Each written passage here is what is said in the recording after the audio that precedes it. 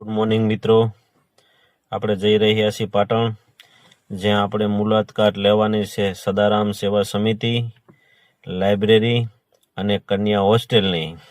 પહોંચી ગયા છીએ ઓફિસે, જ્યાં આપણે પ્રમુખ નવગણજી ઠાકોર સાથે વાતચીત કરી.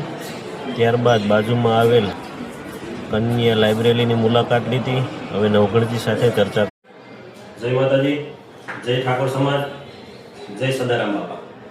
આજે વિરંગામથી હું આવ્યો છું પાટણની અંદર, જ્યાં આપણે ગુજરાત સેવા સમિતિ, સદારામ સેવા સમિતિ ટ્રસ્ટ જે લાઇબ્રેરી ચાલી રહી છે એમની મુલાકાત લીધી. નવગણજી ઠાકોર પાસે હું આવ્યો, એમની પાસે જઈને બાજુમાં લાઇબ્રેરીનું વાતાવરણ જોયું. લાઇબ્રેરીની અંદર ખૂબ સરસ રીતે, શાંતિપૂર્ણ રીતે દીકરીનો અભ્યાસ થઈ રહી છે અને સાથે સાથે ગુજરાતમાં પહેલી વખત એવું બિલ્ડિંગ બની રહ્યું છે કે જે આવનાર ભવિષ્યની અંદર શિક્ષણને વધુ પડતું પ્રાધાન્ય આપશે.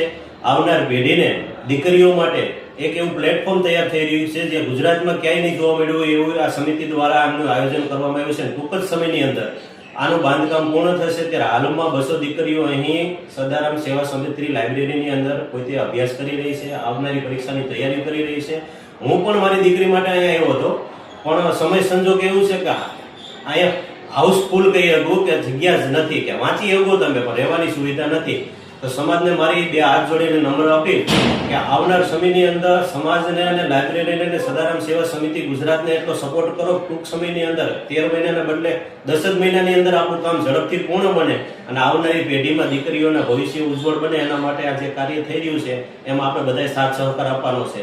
ખૂબ ખૂબ સરસ. નવગણજી ઠાકોરનો આજે મુલાકાત લીધી. મારું નામ વિરંગામ તાલુકાનું જક્ષી ગામ છે. મારું નામ છે ઠાકોર પ્રવીણભાઈ બચુભાઈ ઠાકોર. મારી 2 દીકરીઓ છે અને હું પોતે માહી ડેરીની અંદર પશુ ડોક્ટર તરીકે કામગીરી કરું છું.